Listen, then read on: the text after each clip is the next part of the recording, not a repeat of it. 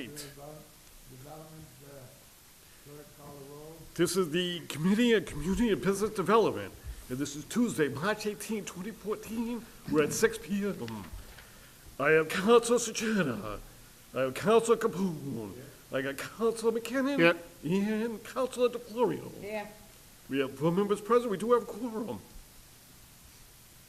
Here. You just call my name? Yes, clerk, read the item, one item, item one. We understand. Sorry. I pledge allegiance to the flag of the United States of America and to the republic for which it stands, one nation, under God, indivisible, with liberty and justice for all. All right, the first piece of business, actually the only piece of business, this is an order offered by Councilor Michael Marchese as president, that the City of Everett accept Massachusetts General Law, Chapter 64G, Section 3A, to impose a local room occupancy excise at the rate of 6%. Yes. Counselor Capone? Thank you, Mr. Chairman. We have the Assistant City Solicitor here, and if it's okay with the members, we see if he has an overview of what this is, if that's okay with everybody.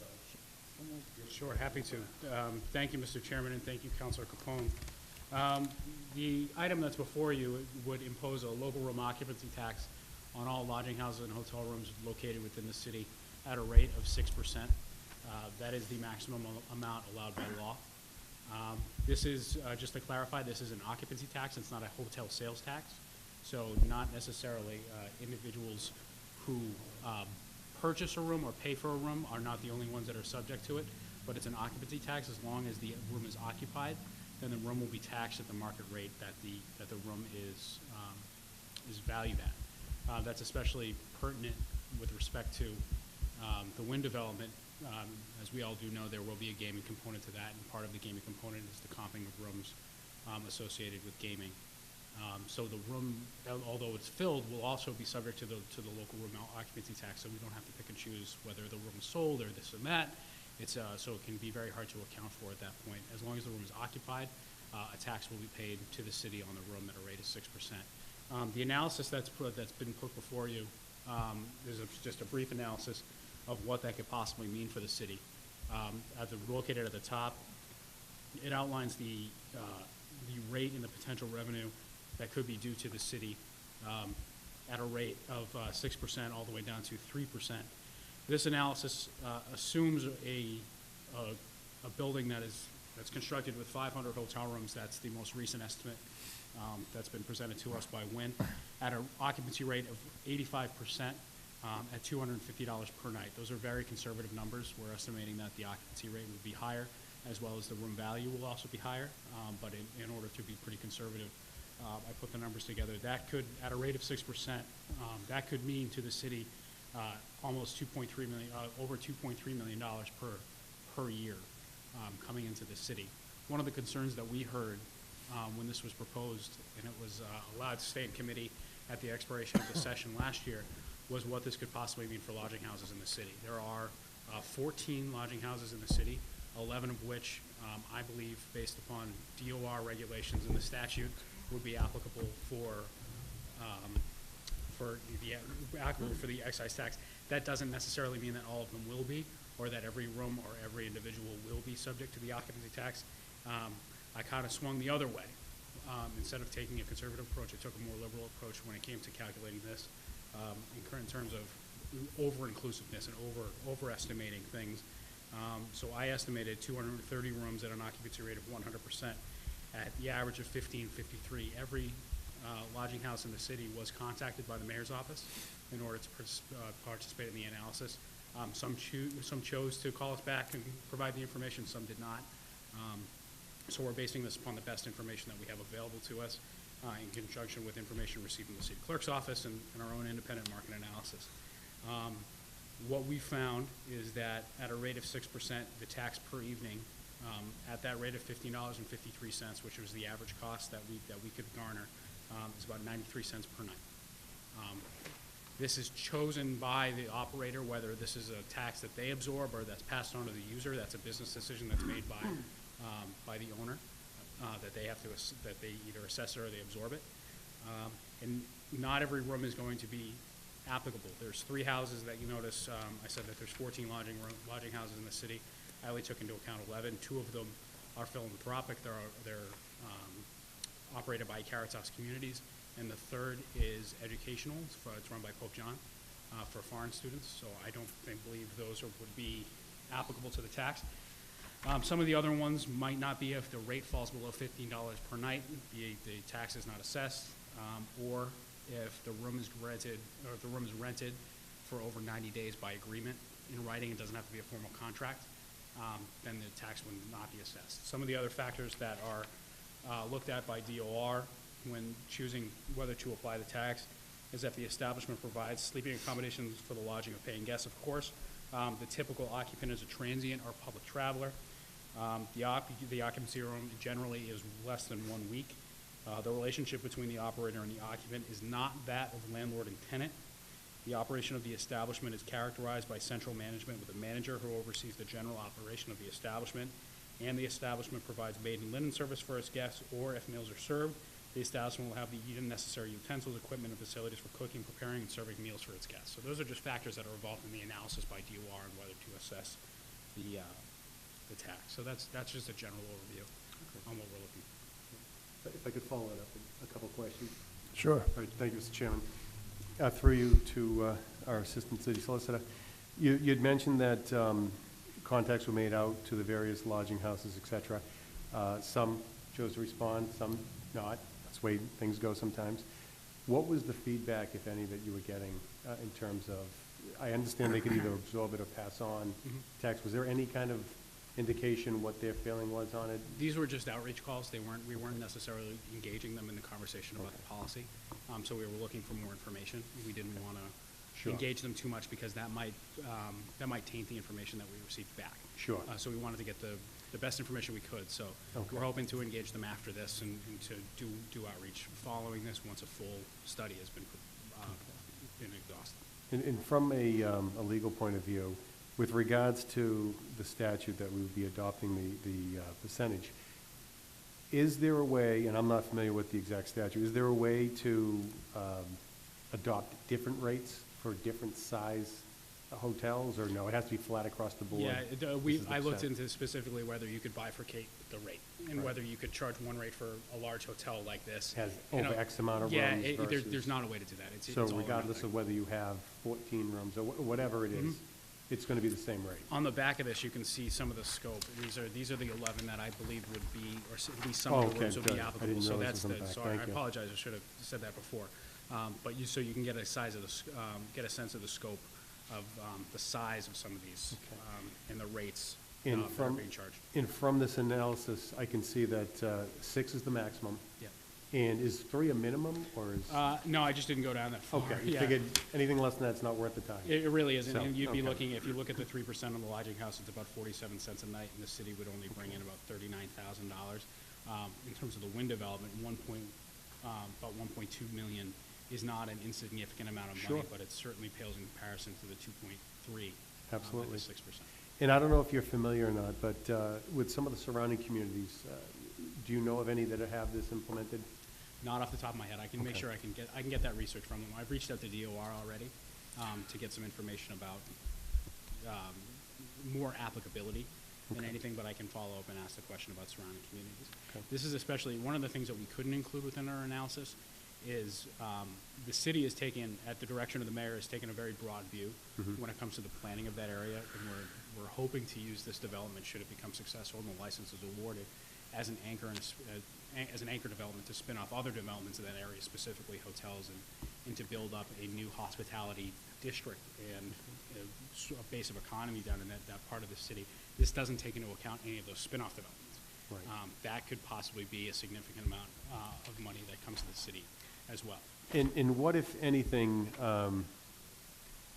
is there any issues as far as timing, other than being able to start to generate the tax?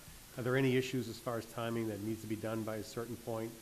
or no, it's just a matter of. No, it's the a matter sooner of you getting all implement our it, ducks the in a sooner row, you can yeah. actually do something with it. Yeah, and this is one of those things that, this is in the host agreement. It's something that we negotiated that of course they're gonna be applicable to, they're gonna have to pay this tax to us, but we wanted to make sure that was codified within the host agreement. This is something we wanna do as sooner, than later so that we can focus on other things. Sure. As things come down, but. And the last question I have, and thank you everyone for your patience. The last question I have is, we're all hopeful that whenever it's going to become a reality, and this would provide significant revenue for the city to be able to do a lot of great things for our community. If the Gaming Commission decides that it's not to be in Everett, we would still have this tax. At that point, we're going to be impacting any lodging houses or any future developments that decide to come in and set up a hotel.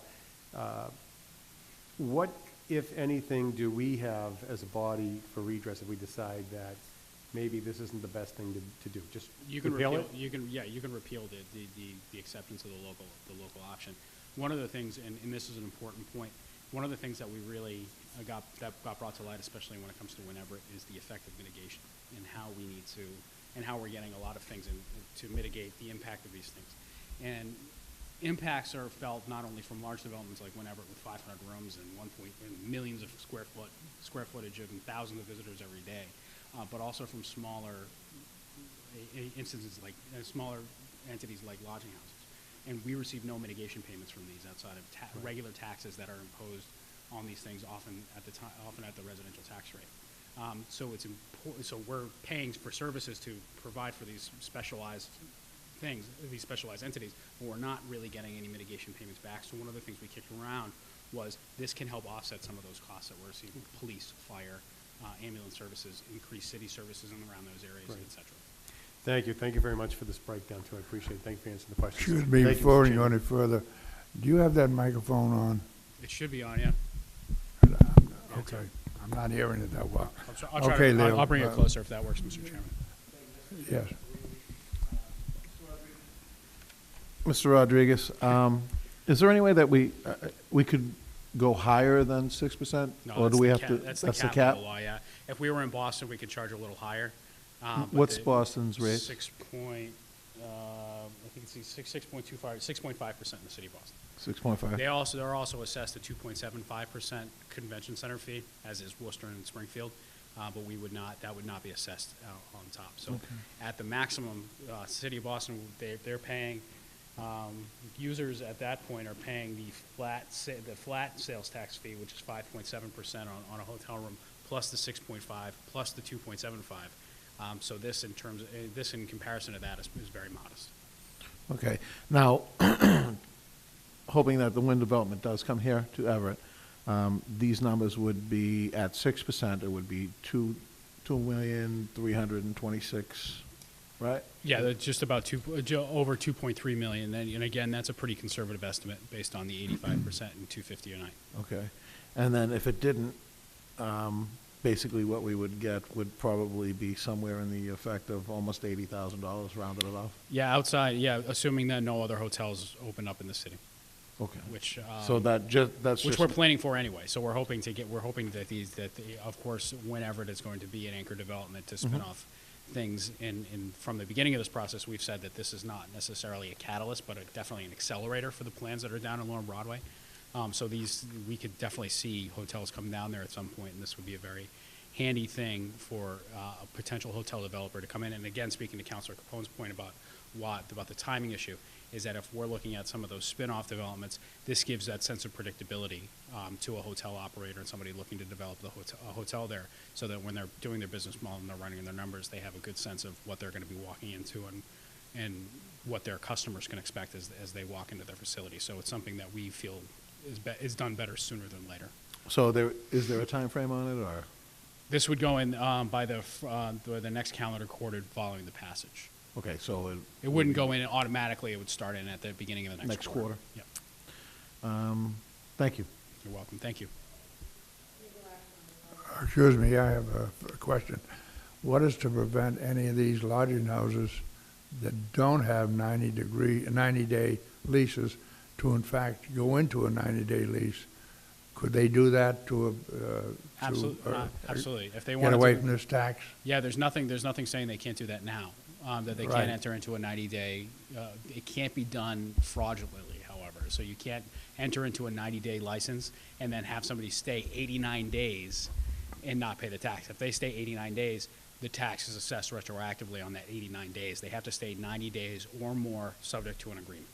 So they have to, so if they sign it, somebody can't say, here, sign this 90-day agreement and stay for a week. That's not applicable to do. Councilor DeFlorio? Who's gonna see if these lodging houses have people for more than 90 days or 30 days, or who's gonna The, oversee? the lodging house is responsible for collecting and assessing the tax on their own, subject to DOR's review, just like any other tax would be, outside of property taxes or personal property taxes that we assess here in the city. So the collection of taxes, because this is a state option tax, this would be, just like a meals tax would be, outside of the local option that, it's collected, given to the state, and then given back to the city. It's very similar to that. So if somebody's trying to avoid the meals tax on things, tax evasion is very serious. And I hope no individual or corporate or entity would choose to do that. So it would be under DOR's oversight. Oversight, so it'd be the same Yeah. thing, if you're a company, you're paying sales tax, it's up to Very me much. to report the sales tax. Yep. Okay. So you can, yeah, So it's this, work the same way? Yep, it works the same way as a sales tax or the existing meals tax with the 0.75% local option that already exists that we receive payment for. Okay, so now on the order that we have, Yeah, is it at the 6%? it's at the 6. It's at the 6%, Yeah. okay. So we don't have to specify or change 6%? Nope. Okay, yeah, all right, thank you. Councilor McKinnon? Yeah, I just wanted to reiterate that it's a 6%, so that everyone knows at home and our colleagues know. We could choose a lower percentage if we chose to do so tonight, though, correct? You could, yeah. Okay. You could. But- It certainly wouldn't be advisable based upon the Yeah. analysis that we conducted.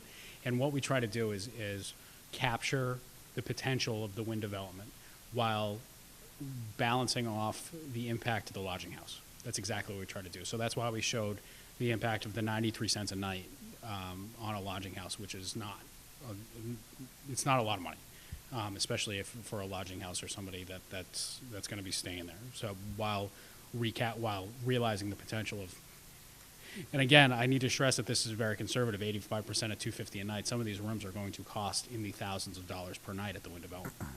Even That's if they're without- comped, correct? Even if they're comped, but it would go by market rate. So it's not necessarily what they're charging that night, but what they could charge, what the market would demand that night. We So would still. it might be gain- 650. They might be charging $650 a night, but the market rate might be 500. They pay the 6%. If it was comp, they pay the 6% on the 500, not the 650. Because Fair it's enough. comped. Yeah. Thank you. Thank you. Any other questions? Sure. Thank you. Motion made for favorable action on the order. All in favor? Aye. All opposed? The ayes have it. Make a motion to adjourn? Motion made to Second. adjourn. All in favor? Aye. All opposed? The ayes have it. Meeting adjourned.